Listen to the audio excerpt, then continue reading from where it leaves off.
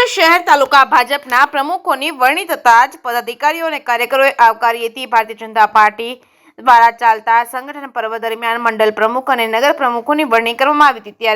ત્યારે કેશોદ શહેર ભાજપના પ્રમુખ તરીકે હાર્દિકભાઈ મગનભાઈ બોરણિયા અને કેશોદ તાલુકા ભાજપના પ્રમુખ તરીકે જયદીપસિંહ સોલંકીની જૂનાગઢ જિલ્લા ભાજપના ચૂંટણી અધિકારી પ્રશાંતભાઈ કોરાટ દ્વારા કરવામાં આવી હતી। કેશોદ શહેરના ચાર ચોકમાં ફટાકડા ફોડી આતશબાજી કરવામાં આવી હતી। ડોક્ટર બાબા સાહેબ આંબેડકરની પ્રતિમાને હારતોરા કરવામાં આવ્યા હતા। કેશોદ શહેર તાલુકાના પદાધિકારીઓ અને આગેવાનો કાર્યકરોએ નવનિયુક્ત પ્રમુખોને હારતોરા અને પુષ્પગુચ્છ આપી શુભેચ્છા પાઠવી હતી। કેશોદ શહેર તાલુકામાં લેવા પાટીદાર અને આહિર સમાજનો સંગઠનમાં વર્ષોથી દબદબો હતો, ત્યારે આ વખતે કડવા પાટીદાર અને રાજપૂત સમાજને પ્રાધાન્ય આપ્યું હતું।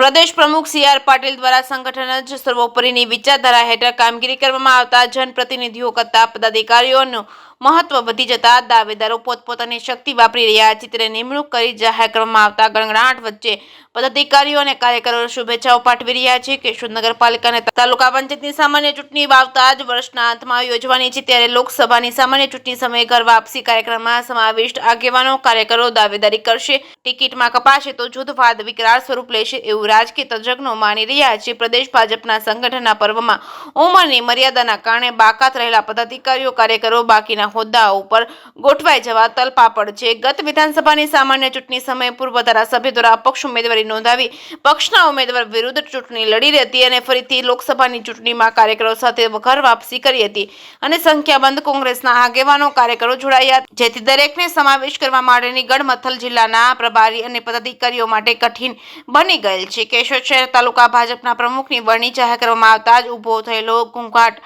નવા જૂનીના એંધાણ આપી રહ્યું છે, ત્યારે સ્થિત અને અનુશાસનને વરેલી સૌથી મોટી ભારતીય જનતા પાર્ટીના નેતૃત્વની કસોટીનો પ્રારંભ થયો છે, જેથી આવનારા દિવસોમાં વિવાદો જ્વાળામુખી બને તો નવાઈ નહીં લાગે।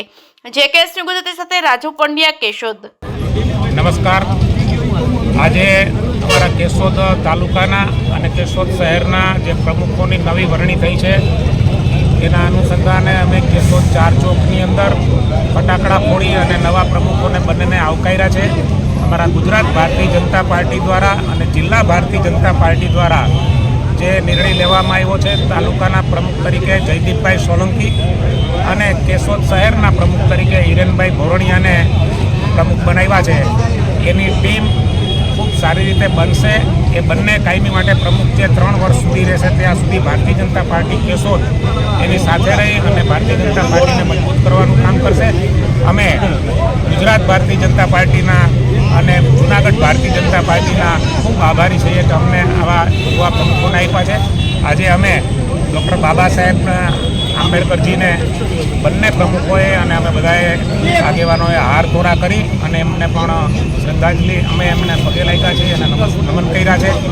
અને આજે ભારતીય જનતા પાર્ટીની અંદર જે કાર્યક્રમ હતો એની અંદર ખૂબ મોટી સંખ્યાની અંદર કેશોદમાં ચાર ચોકની અંદર અમારા કાર્યકર્તાઓ રહી અને આ કાર્યક્રમને સફળ બનાવ્યો છે। હું દરેક કાર્યકર્તાઓનો પણ આભાર માનું છું। દરેક એ બંને પ્રમુખ જે આવ્યા છે એમને વિનંતી કરું છું કે 3 વર્ષ સુધી જે કામ કરે એની અંદર આપણા દરેક કાર્યકર્તાઓને સાથે રાખી અને ભારતીય જનતા પાર્ટીને મજબૂત કરે અને ભારતીય જનતા પાર્ટી